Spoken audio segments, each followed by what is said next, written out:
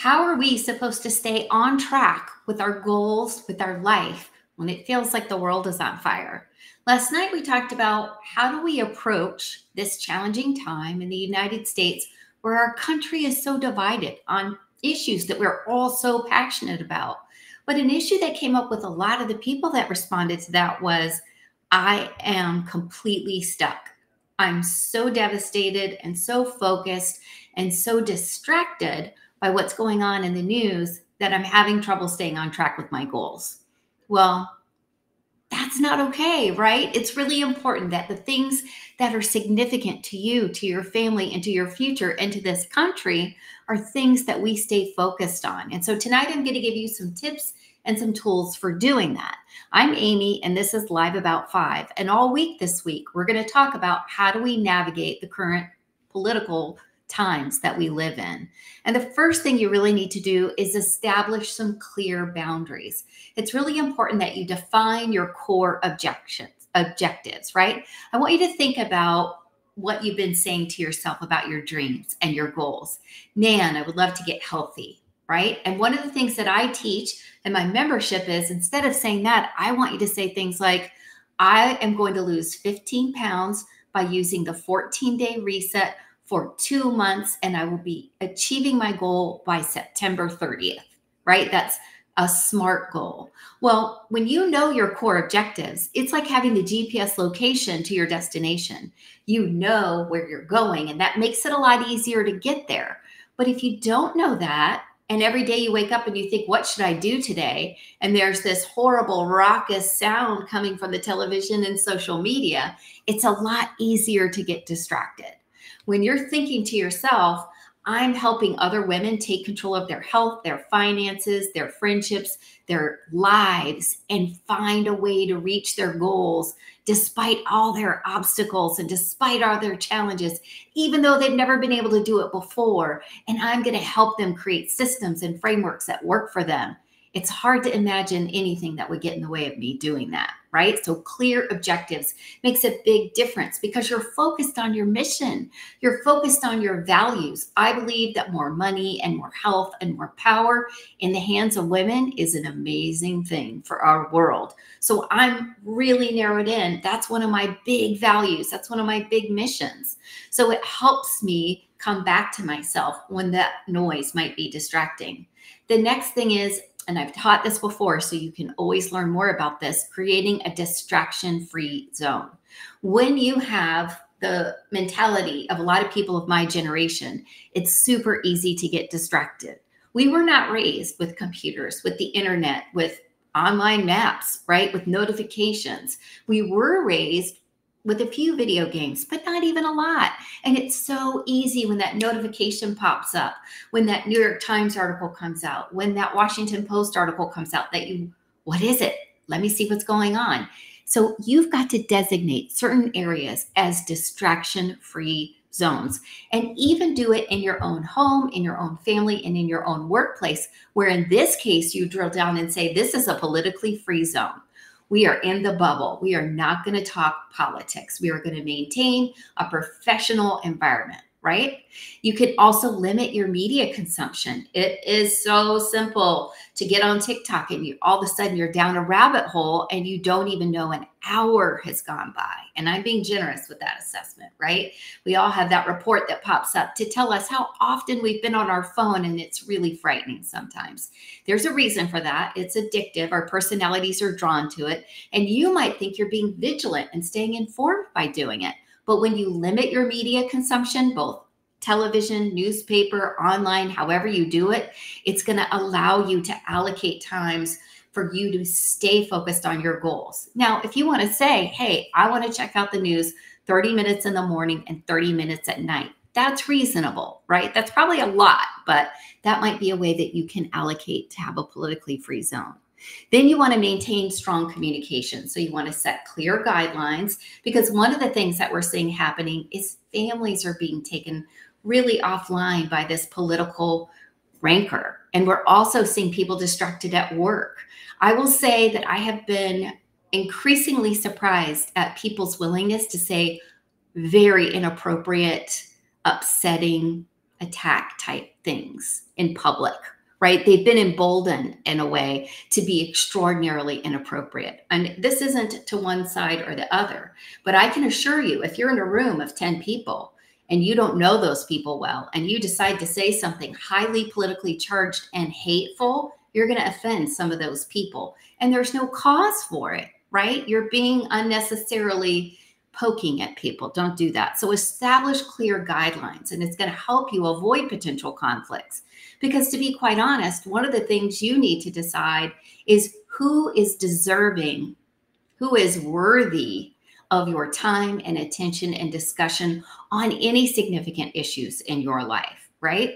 If you're arguing with someone in the Costco gas line, that ain't it, right? But if you're sitting down, my mom and I are polar opposites in a lot of ways. And we have deep and difficult discussions together. And it's been really incredible for us to be able to see what the other person thinks, but also to respect each other and love each other. I'm invested in that relationship. I love her. I would do anything for my mom.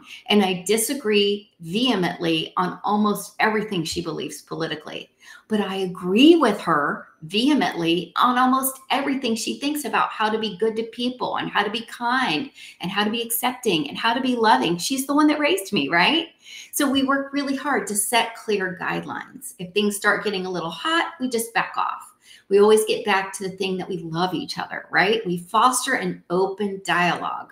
We work hard to be sure that she knows if a distraction or something is affecting our relationship or maybe your work environment or reaching your goals. We work hard to get that back under control.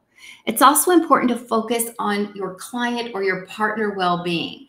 I'm seeing in the 30-day challenge right now, people are really being pulled off target by life. Forget politics. Life is busy enough. And big life happenings are more difficult. And what I'm seeing is that, let's say that you have a scale of 1 to 10 of energy to deal with a conflict or stress in your life. And let's say we're mostly operating that 2 are taken away by normal life things, whether it's your budget or your health or your family, or maybe you have a child in the military, maybe you have someone sick in your family, but 2 are kind of normal, right? But then all this stuff is happening politically, and that takes away another 1. And then work starts to get crazy, and that takes away another 1. And then you start to feel sick, and that takes another 1. Now you're down to 5. And suddenly your stress is off the charts. So it's not just that this political environment is challenging, it's that it is being folded in with the rest of what we're managing in our lives. And so it's really important to try to provide support, to offer breaks, right? To be understanding, to be encouraging, and to understand that not everyone may have the same 10 levels of patience or focus or ability to navigate these difficult times. And that a random discussion at the water cooler could really be upsetting in an office, or a random comment at an event for your business could be really upsetting for some people, right? So we want to be protective. We want to encourage breaks. We want to encourage mental health. You've also got to implement some time management techniques. And I know some of these don't work for everybody. As someone who is on the brisk of ADHD, I certainly get that sometimes lists aren't your jam, sometimes setting office hours aren't your jam. But I'll tell you one thing that works for almost everyone that I've worked with over the years, and that is the Eisenhower matrix. And this is how we can prioritize what is urgent and what is important, and what is not urgent and what is not important. There could be something that's super important, right? There's a mission that has got to be handled, but it's not necessarily urgent. It's not on fire. It's something that can be handled next week. There might be something super urgent, but it's not really important, right? Somebody's like, I need an email by the end of business day about whether or not you're going to renew your contract in a month. Is that really urgent, right? So the Eisenhower matrix allows you to categorize the tasks that you need to accomplish to reach your goals, so that you can kind of realize, all right, here's what I need to be focusing on today. If I only have 5 levels of energy and patience and focus, I'm going to spend them on the urgent and important tasks on my list towards my goals. Some people do find some help in time blocking. And when I coach people about time blocking, I ask you to figure out through trial and error, when are you the most productive?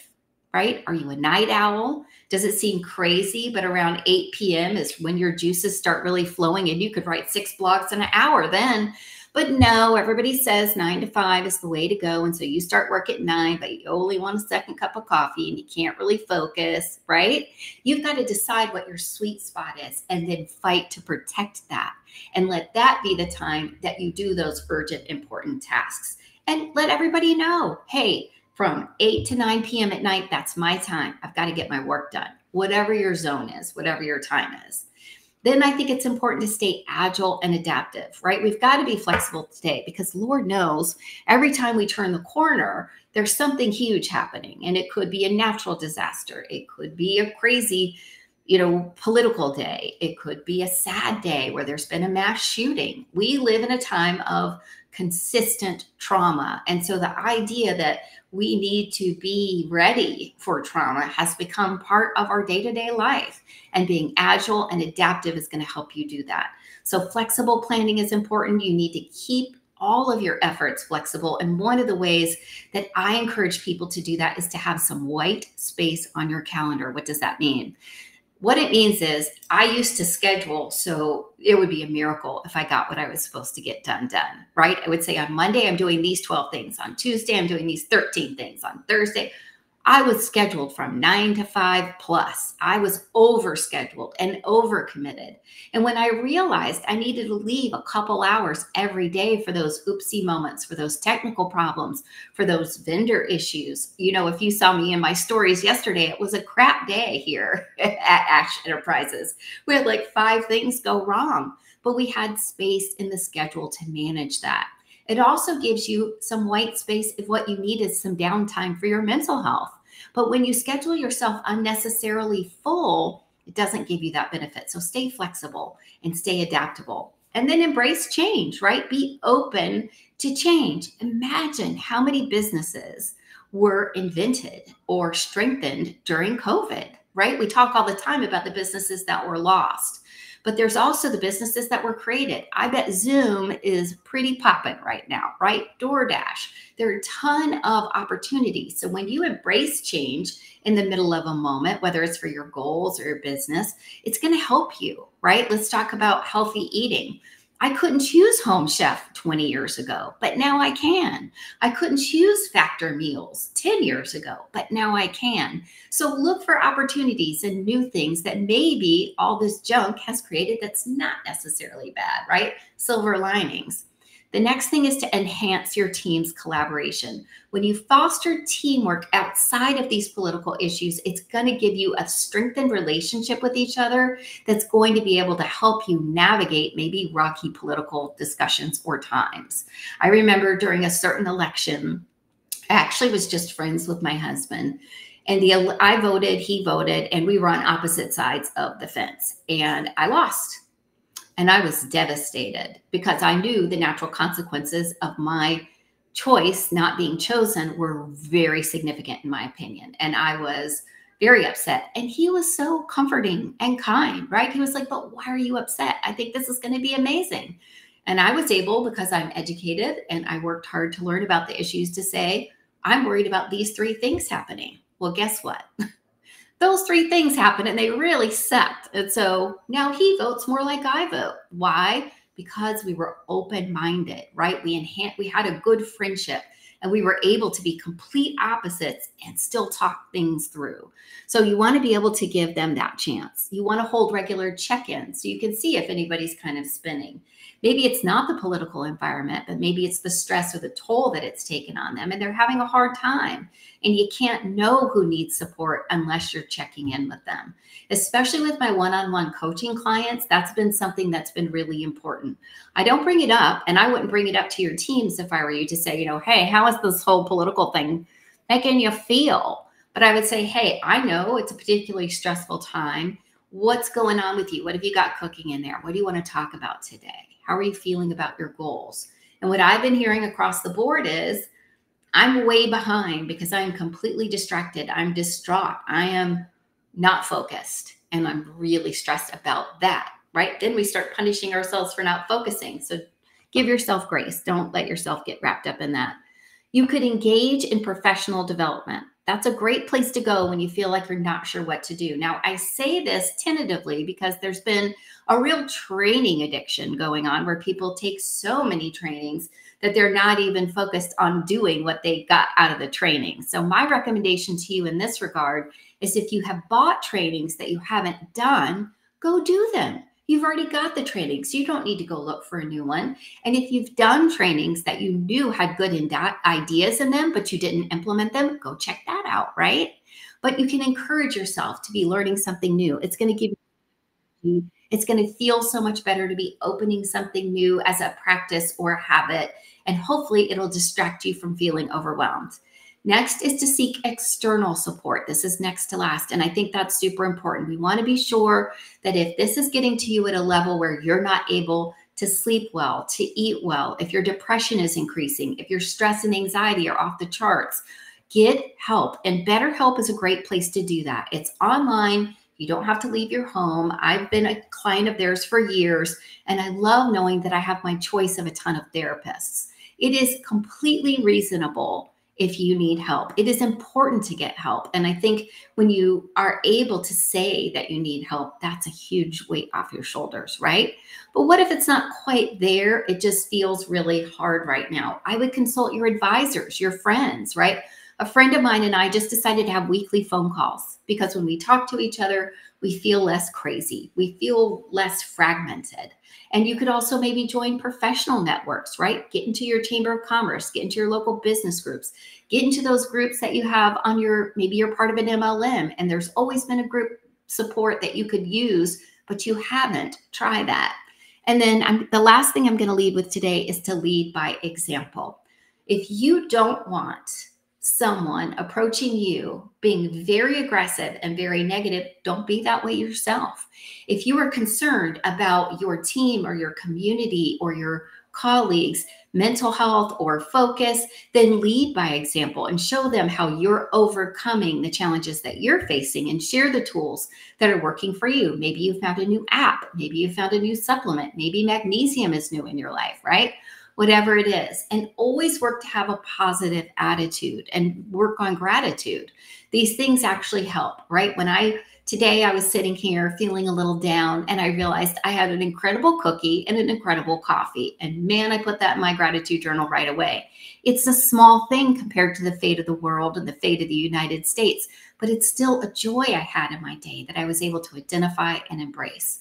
So while political distractions can be completely challenging and really overwhelming, these are 10 things that you can do right now. They're going to help you get back to making the difference that we need you to make. Whatever side of the aisle you land on, we need you. We need your vision. We need the ideas that you have in your heart to come to life. We need your energy out in this world. We don't need you hiding at home, watching the TV and getting upset. It's really critical that we all vote, that we all participate, and that we all practice what we preach, right? And chat with each other, work with each other. So from me to you, no matter what your vote is, no matter what your politics is, I want to thank you for tuning in. And I hope some of these suggestions are helpful. I can't wait to see you back here tomorrow, live around 5. I love you so much. And I'm so